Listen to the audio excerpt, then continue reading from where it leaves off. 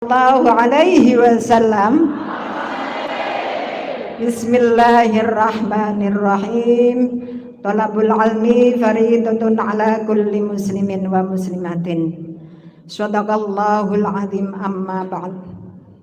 Yang kami banggakan dan yang kami muliakan, yang kami hormati ibu-ibu yang hadir di majelis pada pagi hari ini, wabil khusus kepada ibu-ibu yang menjadi pengurus, baik yang ada di majelis taklim Stonogedong maupun yang ada di majelis taklim di Salirboyo, dan pengurus cabang Muslimat Nahdlatul Ulama.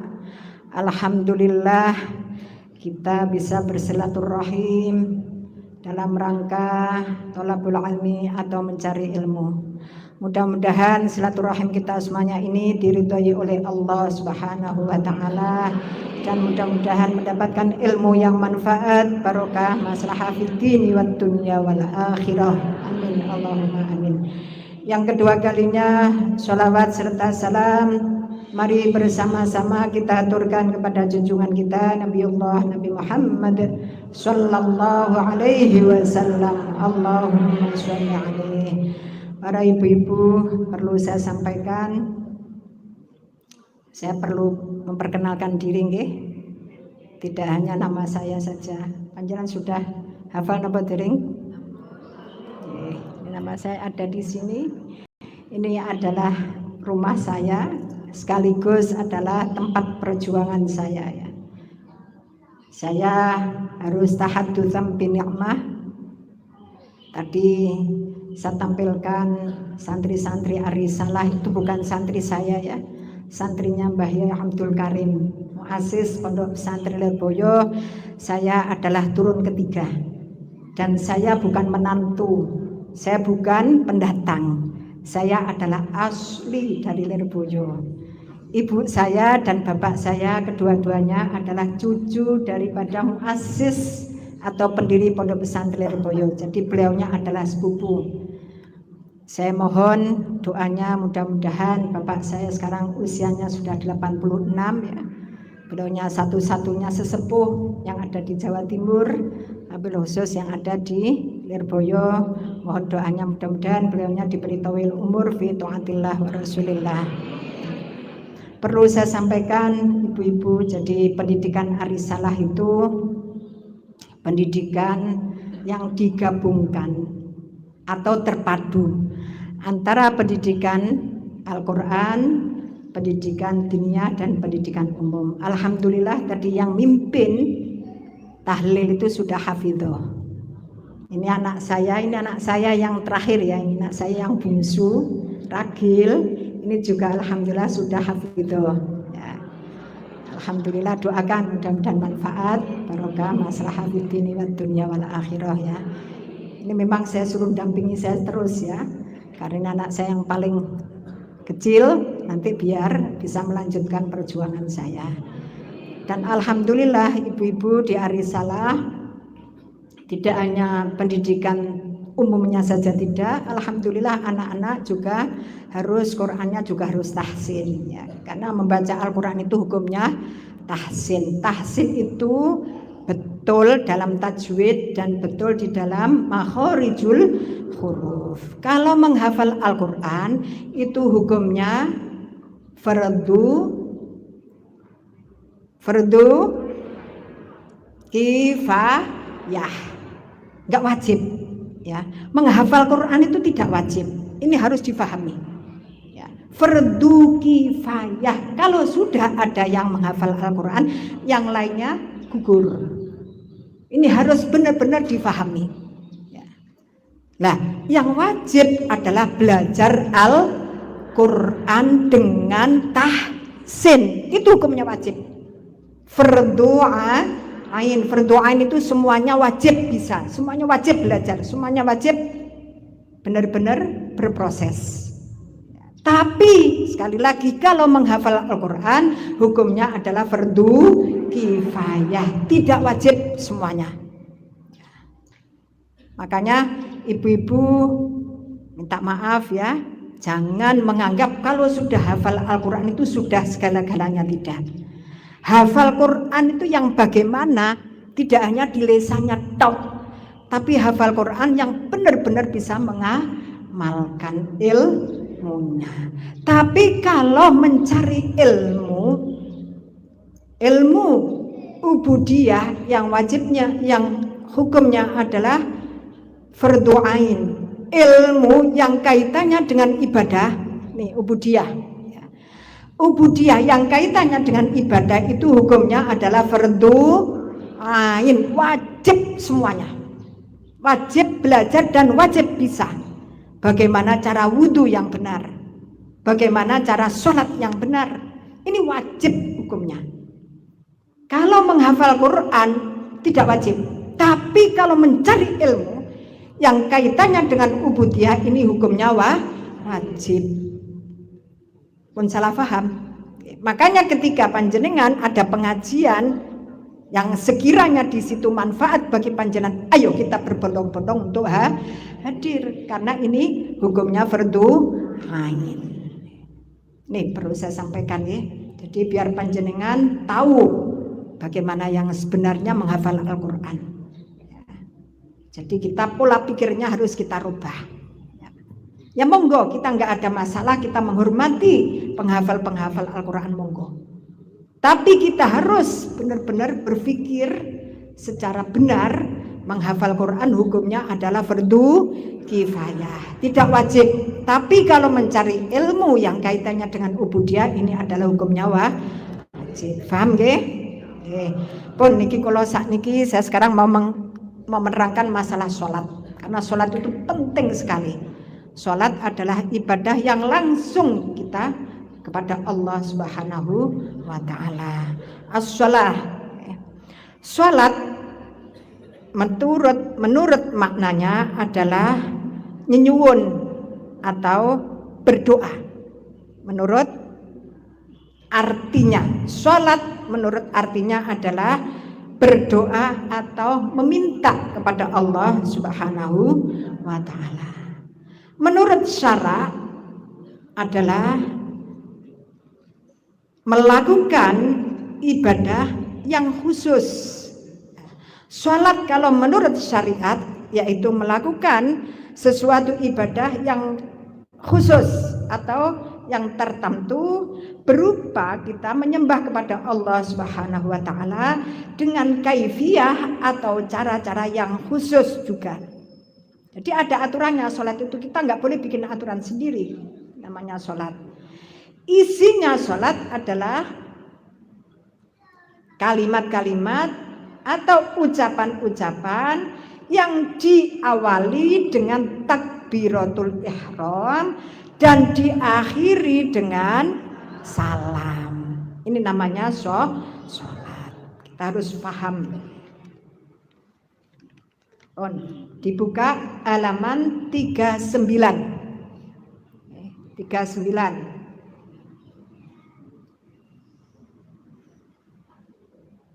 Bismillahirrahmanirrahim. Man tajibu alaihi sholah. Orang yang kewajiban melakukan sholat, kita harus paham. Siapa saja yang wajib melaksanakan sholat? Yang pertama adalah harus Islam. Orang kafir melaksanakan sholat, maka sholatnya tidak sah. Ya. Yang kedua, harus sudah balik atau dewasa. Kita punya anak umur 7 tahun, orang tua wajib untuk memerintah anaknya melaksanakan sholat. Padahal ini belum wajib, tapi orang tua wajib hukumnya untuk memerintah anaknya melakukan ibadah sholat. Umur 10 tahun, hati-hati ini. Kalau nggak mau sholat, orang tua wajib untuk memukul. Nggak boleh diam. Ada anaknya tidak mau sholat, sudah berumur 10 tahun, orang tua wajib untuk memukul. Ini adalah syariat. Sabet jewer. Ini. Yang ketiga, harus berakal. Orang gila melakukan sholat, maka sholatnya tidak sah. Orang mabuk karena narkoba melakukan sholat, maka sholatnya tidak sah. Harus paham. Ya. Batasan kita harus paham. Batasan balik yang pertama, di anak yang sudah dikatakan balik itu anak yang bagaimana? Yang pertama adalah anak yang sudah berumur 9 tahun, baik laki-laki atau perempuan yang sudah pernah bermimpi jima atau kumpul sebagaimana kumpulnya suami istri atau ngimpi mengeluarkan mani. Ini sudah dikatakan balik meskipun belum head yang perempuan. Tapi kalau sudah pernah bermimpi jima atau bermimpi mengeluarkan mani, ini anak ini sudah dikatakan balik. Ini orang tua harus proaktif. Orang tua harus selalu menanyakan kepada anaknya. Ini bukan masalah tabu, tidak, bukan masalah porno, tidak. Ini masalah yang berkaitan dengan orang tua diam, anaknya tidak mau menyampaikan, ini yang kena dosa adalah orang tua. Umur 9 tahun sudah head, ini sudah dinamakan balik. Yang ketiga, umur 15 tahun, laki-laki atau perempuan meskipun belum pernah mimpi jima atau mimpi mengeluarkan mani atau head bagi anak perempuan. Kalau sudah umur 15 tahun ini berarti sudah balik meskipun belum pernah mimpi mengeluarkan mani, belum pernah jima atau belum pernah head. Ini orang tua ini yang harus proaktif, jangan sembrono kaitannya dengan masalah hukum. Harus dihitung lahirnya tanggal berapa, jam berapa, harus paham ini orang tua, ya, terutama ibunya. Ya. Karena ini kaitannya dengan masalah sholat. Umur 15 tahun itu dimulai dari jam berapa lahirnya sampai pada waktu dikatakan balik. Nah, saya teruskan ya. Syarat-syarat sahnya sholat. Syurutu sihatis sholat. Syarat-syarat sahnya sholat. Syarat-syarat sahnya sholat ada 8 perkara. Yang pertama ini syarat ya. Kalau tidak memenuhi syarat maka sholatnya tidak sah. Yang pertama harus suci dari hadas kecil dan hadas besar. Kemarin sudah saya jelaskan. Coba sekarang angkat tangan yang paham atau yang masih hafal yang berkaitan dengan hadas kecil. Monggo. Ada yang masih hafal apa tidak? Apa hadas kecil ibu-ibu? Kentut. Apa? Kencing. Berak. Bersentuhan kulit antara laki-laki dan perempuan yang sudah balik keduanya dan tidak memakai penghalang. Terus mengeluarkan madhi, darah putih.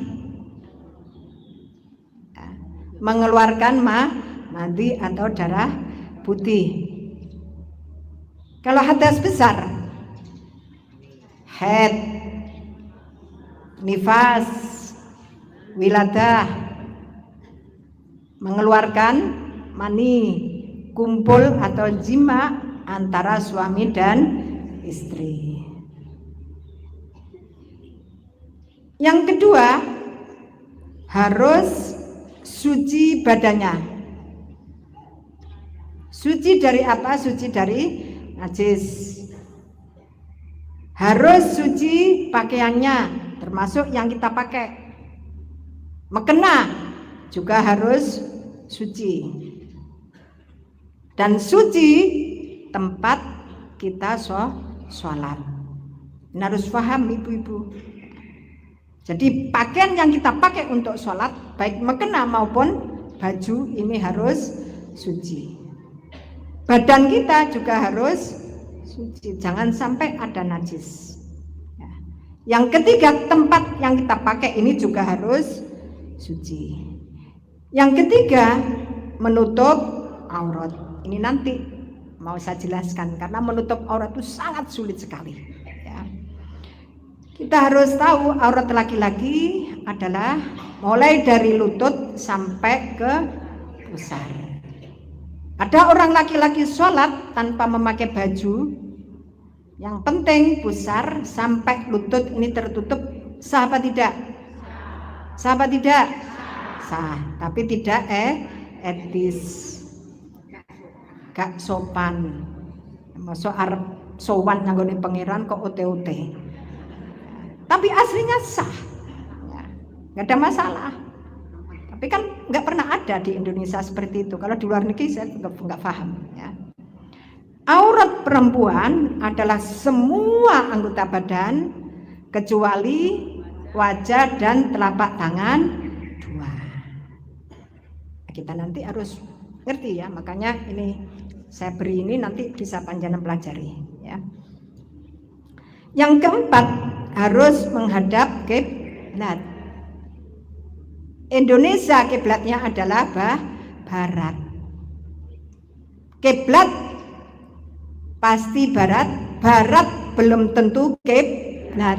Makanya harus dicari. Ya, nggak boleh, pokok aku sepenting madhep kulon, nggak boleh. Karena ada juga masjid itu yang agak mencong ke kanan, agak mencong ke kiri. Musola juga begitu. Karena apa? Karena kiblat pasti barat, barat belum tentu kiblat. Ya.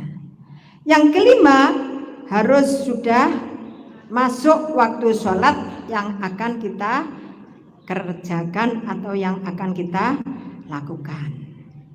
Sekarang jam segini kita sholat subuh sah apa tidak? Kita sholat duhur sah apa tidak? Tidak. Karena di sini termasuk salah satu syarat sahnya sholat harus masuk waktu sholat yang akan kita laksanakan. Yang keenam, harus mengerti kalau sholat ini fardu. Ketika kita melaksanakan sholat fardu, faham. Oh, saya ini melaksanakan sholat subuh itu sholat fardu. Ini harus mengerti. Jangan sampai nggak paham sholat subuh direken atau dianggap ini sholat sunat. Ini yang menjadikan sholat kita tidak sah. Yang kedelapan, harus mengetahui syarat rukunnya sholat dan tidak boleh mempunyai anggapan fatkan hukumnya sunat. Yang kedua, ketika kita sholat fardu wajib untuk berdiri. Wajib, Bu. Sholat fardu kalau kita laksanakan dengan duduk, misalkan kita masih mampu untuk berdiri, maka sholat kita tidak sah. Kecuali kalau kita sudah nggak bisa berdiri, kita bisa duduk, tidak ada masalah. Kita nggak bisa duduk dengan tidur miring, nggak bisa tidur miring dengan terlentang, tidak bisa terlentang dengan isyarah, tidak bisa isyarah dengan hati, nggak bisa dengan hati, wajib disolati. Artinya apa? Sholat dalam keadaan apapun dan bagaimanapun tidak boleh ditinggal. Mas aku rasa-rasa sholat aku nggak bisa. Oh, saya repot banget. Wes sholatnya tak kodok, nggak bisa. Wes saya pergi, nggak sempat untuk sholat, terus gak sholat, nggak bisa. Allah memberikan rukhsah, keringanan.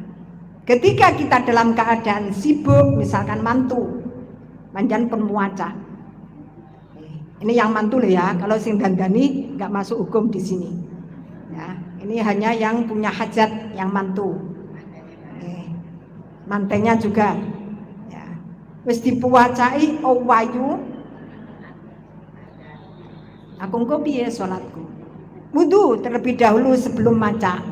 Wudu dulu. Sholat dulu, boleh kita jamak takhir atau jamak takdim, boleh, tapi tidak boleh di kosor, tapi boleh di jamak. Hati-hati ini, jangan sampai kita meninggalkan sholat dalam keadaan apapun dan dalam situasi apapun. Sholat harus tetap kita laksanakan. Sing dandani manten nggak wajib. Sing dandani manten ya ora butuh jagongi tamu kok, gitu. Sing dandani manten ya ora butuh linggo kuwade, nggak ada masalah. Makanya yang boleh dijamak adalah yang memang benar-benar dalam keadaan darurat. Yang ketiga, membaca takbiratul ihram, takbir yang pertama, Allahu Akbar. Ini hukumnya wajib. Panjenengan hanya diam tok, sholatnya tidak sah. Makanya ketika panjenengan takbir yang pertama itu harus dibarengi dengan bacaan takbiratul ihram. Yang keempat, membaca suratul Fatihah. Sholat tanpa membaca suratul Fatihah, sholatnya tidak sah. Sholat tanpa membaca surat-surat dalam Al-Quran sah. Napa mboten? Sah. Karena yang termasuk rukunnya sholat adalah membaca suratul Fatihah. Yang kelima, ruku dengan tumak ninah. Tumak ninah niku napa? Diam sejenak. Sholat cendak-cenduk tanpa tumak ninah, sholatnya tidak sah. Hati-hati niki. Sudah mau mendekati Ramadan, jangan sampai mencari sholat yang paling cepat. Karena di sini menjadi salah satu rukunnya sholat harus tumak ninah. Panjenengan sholat rukuk nggih. Rukuk panjenengan mandel tok, sah napa mboten? Sholatnya sah apa tidak? Panjenengan rukuk hanya diam tok, enggak membaca apa-apa. Sah. Yang penting harus tumak ninah. Yang keenam adalah iktidal dengan tumak ninah. Iktidal itu berdiri dari rukuk. Tidak membaca apa-apa enggak masalah. Tapi namanya sholat masa arep nglamun. Gitu, lamun yo mang bakno kunciku tak deleh ndure lemari. Yo kelambiku mang bakno durung tak setrika. Kan akhirnya kan nggak bisa khusyuk kemana-mana. Lah ini loh, akhirnya kita disunatkan untuk membaca bacaan yang sudah ditentukan dengan syariat Allah. Tapi hukumnya sunnah. Yang ketujuh, sujud 2 kali dengan tumak ninah, sujud, duduk, sujud. Jadi syaratnya di sini harus tumak ninah. Kalau membaca hukumnya sunnah. Yang kesembilan, duduk tahiyat akhir. Kalau tahiyat awal hukumnya sholat duhur tanpa tahiyat awal, sholatnya sah apa tidak? Sah, karena hukumnya sunnah. Sholat duhur tanpa tahiyat akhir sah apa tidak? Tidak sah. Tapi yo juk salam ngalor ngidul ngitan ngulon. Ya. Ini harus paham ya. Terus yang ke-10, membaca tasyahud akhir, tahiyat akhir, at-tahiyatul mubarakatus sholawatut thayyibatulillah. Nikah hukumnya wajib. Sholat tanpa membaca tahiyat atau tasyahud akhir maka sholat kita tidak sah. Yang ke-11 membaca sholawat kepada Rasulullah setelah membaca tahiyat akhir. Mantun asyhadu an la ilaha illallah wa asyhadu anna muhammadar rasulullah. Allahumma sholli ala sayyidina Muhammad wa ala ali sayyidina Muhammad. Assalamualaikum warahmatullah. Assalamualaikum warahmatullah. Sah napa mboten? Sah. Karena di sini yang menjadi rukun adalah membaca sholawat kepada Rasul. Betul didawak ini nggak ada masalah, tapi kan iman-iman gitu. Kita dalam keadaan sholat kok ngindonga sing sempurna. Yang ke-12 membaca salam yang pertama, menengok kemana? Kanan. Ini hukumnya wajib. Tanpa salam yang pertama maka sholat kita tidak sah. Tidak hanya salam tok, tapi membaca assalamualaikum, ini hukumnya wajib. Karena ini merupakan salah satu rukun daripada sholat. Kalau yang kedua, yang ke kiri, tidak wajib, hanya yang ke kanan tok. 13. Tartib atau berurutan mendahulukan rukun yang dahulu dan mengakhirkan rukun yang akhir. Nggak boleh sholat kita tahiyat duluan, takbiratul ihram belakangan. Sah apa tidak? Sah. Tidak sah. Kita ujuk-ujuk sujud tanpa takbiratul ihram, maka sholat kita tidak sah. Karena salah satu rukun daripada sholat adalah harus berurutan. Beda dengan kita mandi besar. Mandi besar nggak ada masalah, nggak ada urutannya. Kita mandi langsung kaki kita basuh duluan, sah, nggak ada masalah. Tapi kalau sholat ini salah satu rukunnya adalah harus tertib, harus berurutan. Buka lagi, Bu. Halaman 47. Ini saya loncat dulu. 48.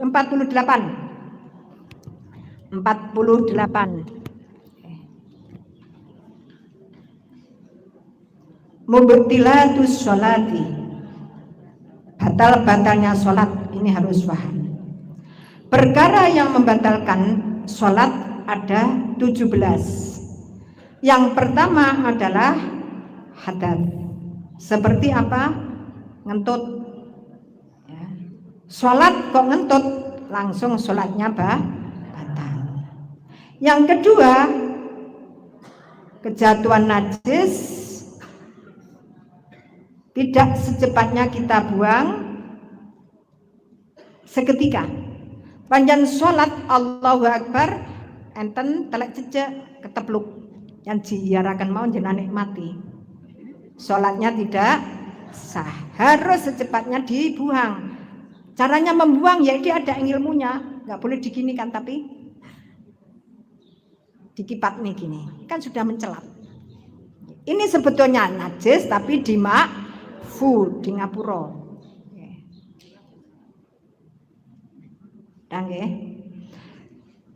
Yang ketiga, terbukanya aurat. Kadang-kadang kan panjenengan sujud rukue buka.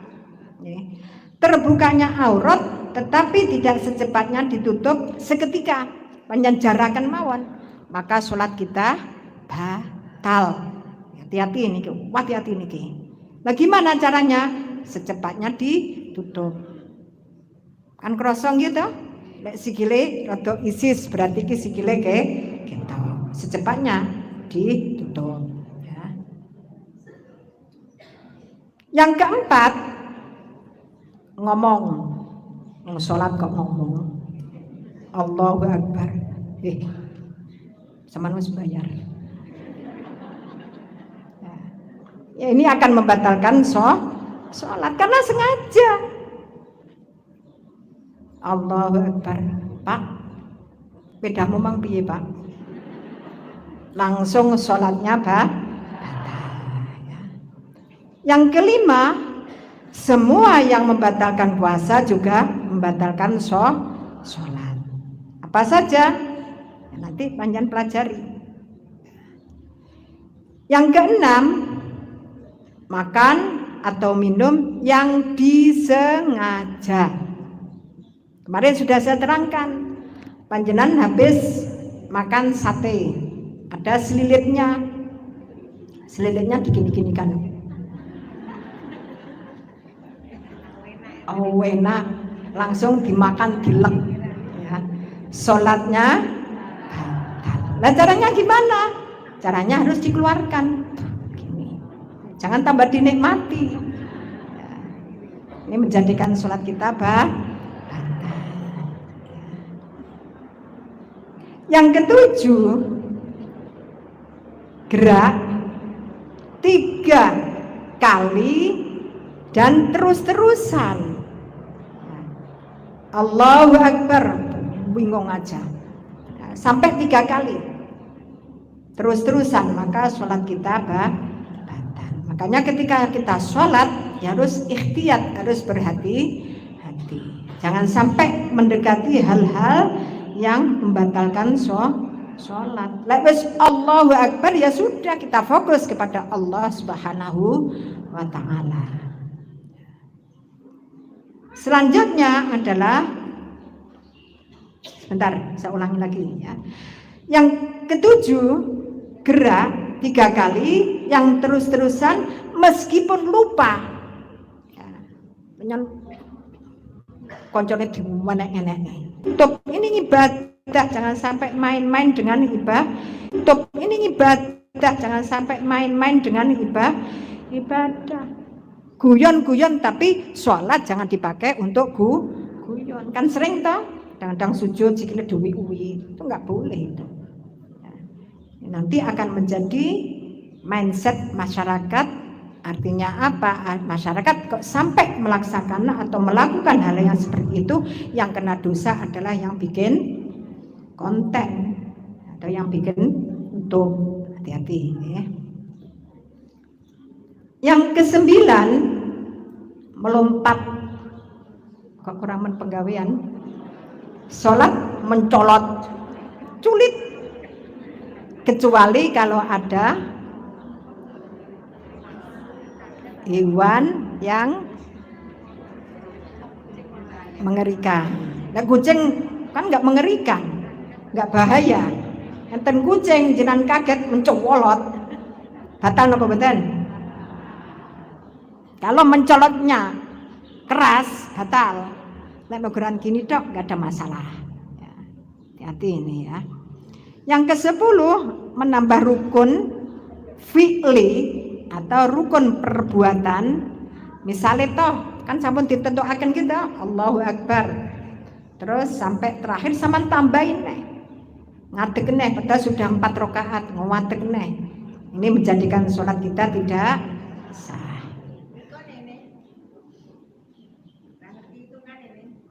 Sebentar. Sebentar ya.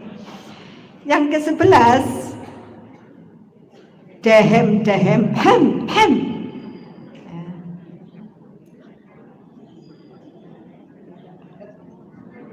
Meskipun dehem tapi tidak dibutuhkan guyon.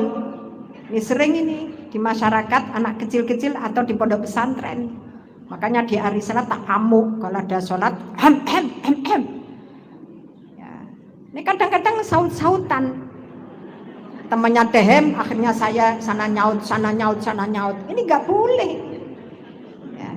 Kecuali dalam keadaan darurat. Kita membaca Fatihah keselek. Kadang-kadang kita kan keselek, gitu. Mau baca nggak bisa, akhirnya itu boleh. Tapi yang tidak diperbolehkan adalah dehem yang tidak dibutuhkan, yang tidak ada hajatnya, hanya main-main, itu tidak boleh. Ya. Yang ke-12, tertawa keras, kelingan YouTube, akhirnya goyuk, wah kakak, ini seperti anak saya ini. Ya. Anak-anak itu luar biasa, kadang-kadang ketawa sendiri dengan HP-nya. Ya. Lagi kita sholat, kok inget YouTube, terus kita ketawa, wah kakak, sholatnya langsung batal. Yang ke-13, robah niat kita. Ya, robah niat kita seperti niat membatalkan sholat, panjang hanya niat tok, Allahu Akbar, terus panjang niat wis aku arep batalne sholat. Ini hanya niat tok, maka sholatnya tidak sah, langsung batal.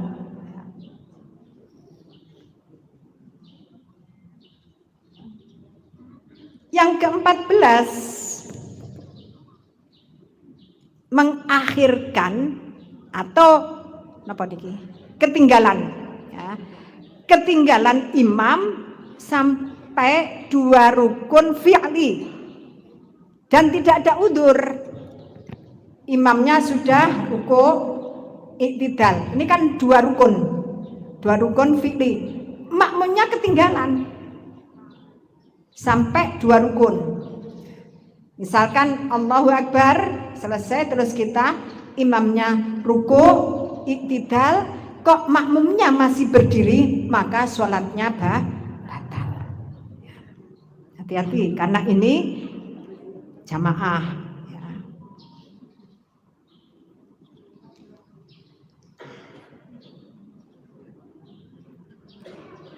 Nomor 15, menggantungkan, membatalkan sholat. Jadi niat, hanya niat tok, membatalkan sholat kalau ada sesuatu. Misalkan jenengan punya banyak jemuran, sudah mendung, terus jenengan di hati jenengan wis engko lek hujan akan saya batalkan sholat saya. Ini langsung batal sholatnya, meskipun hanya niat tok. Kalau sudah Allahu Akbar ya fokus kepada Allah, ya ben kudanan ya ben, enggak ada masalah. Jangan Allah yang dikorbankan. Hati-hati ini. Hanya niat tok loh ya, niat tok. Nanti kalau sewaktu-waktu hujan akan saya batalkan karena saya banyak jemuran. Ini langsung seketika sholatnya batal. Yang ke-16, ragu. Ya. Ragu, saya batalkan sholat apa tidak? Saya teruskan apa tidak? Saya batalkan apa tidak? Saya teruskan apa tidak? Hanya ragu tok. Ya. Kadang-kadang kita kan juga begitu, gitu. Tak batal nih buka, tak terus nih buka. Langsung sholatnya batal.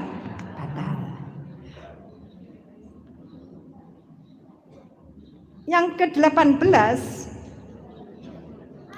meninggalkan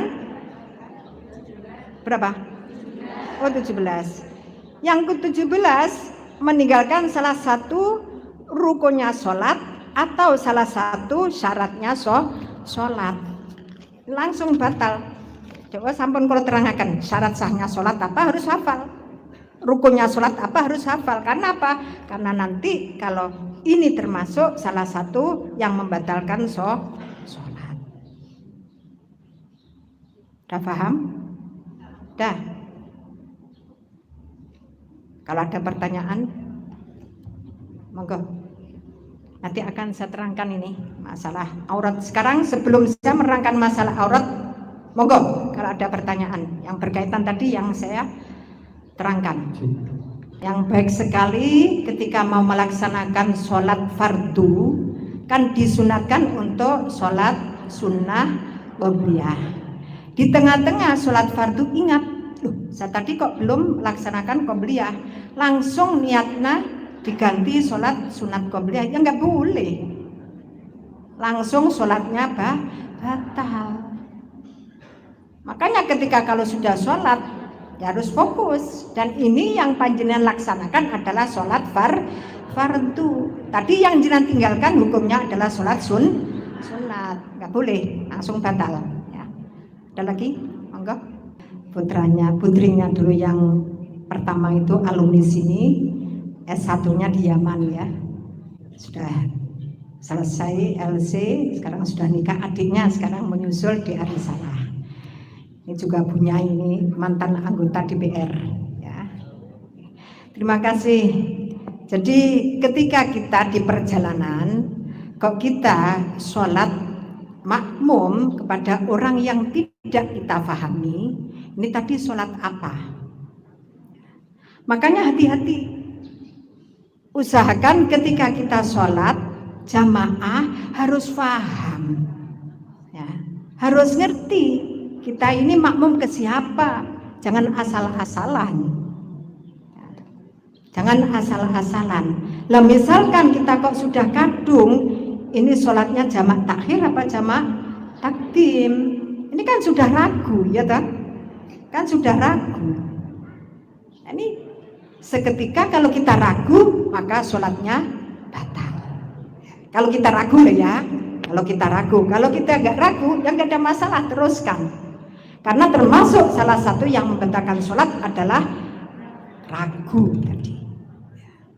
Jadi saya ulangi lagi, hati-hati ketika panjenengan dimanapun, apalagi sekarang banyak rest area, ya, rest area, dan itu hati-hati banget. Kadang-kadang sekarang banyak yang bukan seakidah dengan kita, hati-hati. Ya, hati-hati. Makanya kalau bisa usahakan jalan jamaah dengan kelompok kita sendiri. Misalkan ada keluarga ya dengan keluarga kita sendiri. Kok misalkan di situ ragu, aduh ini sholat apa ini orang ini, ya langsung batal sholatnya. Yang kedua, mengangkat tangan. Yang ketiga, bagaimana hukumnya mengangkat tangan ketika kita takbiratul ihram.